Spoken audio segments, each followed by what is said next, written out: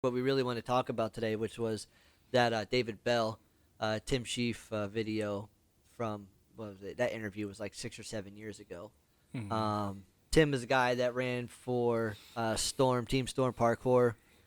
David Belle, the founder of Parkour. It was a brilliant interview because David Belle had been off the scene for years. Like we hadn't Right. heard from him in a long time. And actually, I have a lot of thoughts about it. I'm gonna let you go first though. So we both. Sorry, my bird. We both watched the video. Right. We kind of talked about it, but I'm gonna let you go first with your thoughts. Yeah, I was just watching that interview gave me a more respect than I already had for David Bell. You know, the reasons he gave for coming out of the spotlight. It just shows me that he's very dedicated to his art and he has so much respect for it. He's not going to take his art and be like, hey, look what I can do. Let me get that money. Let me get that bag. Like, no, he's like, I don't want to bastardize what I came up with or what this art can be or should be. You know, if you want to do, hey, if you want to jump from building to building, have cameras on you, that's cool. But what I'm going to do is I'm going to keep it pure. I'm going to keep it what I think it should be. And I really respected him for that because he kind of talked about how he shied away from the cameras. He shied away from like people would come up to him and be like, hey, do this. And I was surprised the way he said about how he was, because naturally when you're that guy who can do all of that, people want you on the big screen. They want you to do it. And he was just like, I didn't like how they'd be like, hey, the camera's rolling. You got to do it now. You got to do it now. He's like, no, I want to do parkour when I want to do parkour. So I really respected him for that. And it really surprised me. And I was like, wow, that puts a lot in perspective. Because most people would be like, oh, it's kind of like the Dave Chappelle thing where he disappeared. They was like, oh, he's crazy. He ran away from $10 million or whatever, how much He it was. did drugs. Yeah. Yeah. And it was just like, nah, man. There's some people in this world who's like, yo, you can't buy me. So call me crazy if you want, because that's what they do. But call me crazy if you want. But I want to keep this what it should be, what it is. You know. Yeah, and kind of to echo on that, I'm with you. Like you can probably attest to this too. There are some things I'm definitely a purist about, and then some things that I'm definitely not a purist about. When it comes to creativity, I think being a purist is not necessarily a good idea. But for me personally, with parkour, I tend to be more of a purist. Because we've talked about this. I don't necessarily like doing the camera thing every week. Yeah. But that's how people see it, and that's how people can get excited about it, and that's what gets people to say, "I want to try that," right? And so it's that give and take. It's like I don't really want to turn this into like a show, but there's not much other way to do it in order to get people to see it, right? So, and then when it comes to the art itself, like I'm not huge into flips. I'm gonna do front flip and side flip and back flip and a gainer, some of the more traditional flips. But you see some of the other tracers. I mean, their flips are great and they're crazy. I mean, they're doing all kinds of stuff that I wouldn't care to do, because to me, I like the movement aspect of the escaping more. Right, it's action to help. Is like that old parkour motto, movement to help. And you can't. The flips are awesome, but they're useless. Like they're great training. They look cool. They make for a great video. Right. They're beautiful. Like that's an art form. Like I love when they were talking about the metaphor using martial arts. Right, you've got fighting, and then you've got kata, or you've got forms, and they're different. Yeah. Right, you find some of your moves, like the idea of kata is to kind of get you into that muscle memory of some of these moves. Yeah. But you're not going to do a full kata in a fight. No. You might take pieces of what you know in that kata or that form and might use those, but really what you're doing is in the moment, and it's pure fight. And then kata is beautiful. It's art. You take that to competition. You do it in your free time. Yeah. Not free time, but it's great training and it's beautiful stuff. But it's not the same as fighting.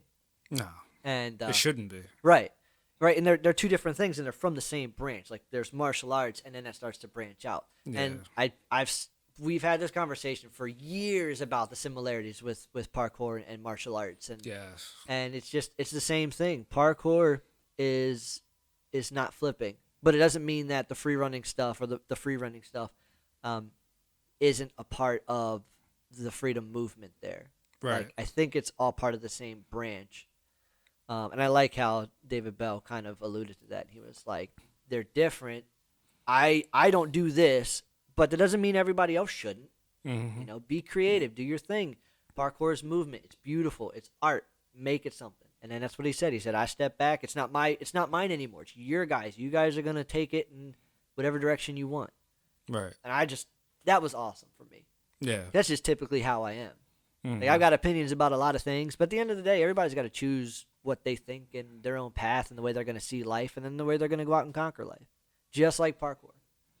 Definitely. And I like, the reason I like to take the camera is because it's kind of a way to break down the barriers that people have about parkour around where we are. People see it as such like why would you do that? That's dumb. You're crazy. But I like having the camera out because whether you see us doing a vault or you see Steve jumping from building to building, it's like, yo, we know what we're doing. Hey, look, no injuries. Mm-hmm. Like, I just like to have the proof to show people, show the naysayers, like, hey, look, we still went home at the end of the day. Like, we did this, we still went home, and we got a great workout in. So what's your excuse? Like, yeah, you can call me crazy all you want, but hey, I ain't got no broken bones, so what's your excuse? Try something else. Right. What's your other argument? Right. Both of our major injuries were not parkour related. No, exactly. But because of that, you have the people. I don't know about you, but I've had people say, "Oh, you messed up your leg from parkour. You can say all you want. I know you're lying." I'm like, all right, yeah, okay, bro. Like, okay, well, whatever. You can think what you want to think. I know the truth. And even if that was the case, let's say that I did mess up my leg through parkour. What do you see me doing now? I'm still going back out there. So what's your excuse? Yeah, and that's the fear mindset, man. Let me tell you what, it takes a lot of people to get out of it takes people a lot to get out of their comfort zones. Mm. And then once they get burned outside their comfort zones, getting back is even harder. Mm-hmm. It's like, okay, I did try it, and I'm not doing that again. Yeah. Right, and there's some, and this is where discernment really comes in, because there are some things where that's wise to do, right? But then there's other things that is really just you in your head, and you've got to figure that out. Right. Like, I was talking to one of my coworkers last week. She went skiing, and she was not good, and she was like, I had anxiety, and there was all kinds of stuff going on, and I started crying at one point, and I kept falling. Yeah, she's an awesome person, hilarious, but she has super anxiety, and she was like, you know, I left that mountain, I never wanted to do it again. I was like, I'm done. That was, I'm never doing that again. And as I was talking to her, she was like, and then the next day happened, and I was like, you know what? I'm not gonna let this beat me. I'm gonna try it again. And I was like, that's what I'm talking about. Like, yes, that is the mindset. That's the conqueror's mindset, and that's really what we want to teach in parkour. I don't care if you never want to get on a building. I really don't. I don't care if you never want to push your limits with climbing the highest wall you could possibly do. Okay, actually, I kind of do, because I always suggest pushing your limits, because what you practice is what winds up becoming a part of your life. And if you can learn how to keep this is probably, you're a philosophy guy, so this has probably been a philosophy thing forever. But the one that stuck with me was Jordan Peterson talking about keeping 1 foot in comfort and 1 foot in chaos. That way you're never too far out in chaos that you can't come back, but you're never completely comfortable that you never move forward in your life. Exactly. That all comes back to balance. Life is balance, period. You know, everything is balance, and I truly believe that. And hey, that was the GoFlo Podcast. That's a terrible way to end this. Look, if you gotta give me a signal, because we can't just go end. I know. Hey. I know. He does this every week. Terrible ending. So let's actually wrap this up in a better way. Yeah. No, I mean, life is balance. And so you can't be, if you're constantly saying, no, no, no, you don't do this, you don't do that, you gotta, I'm not saying you gotta do it, but at least ask, why do you think that way? Get out of your own head. Yeah. Get out of your own head. And with that, we getting out of here. GoFlo. Be water, my friend. Now you gotta say it like you said. Go ahead, do it. Be water, my friend.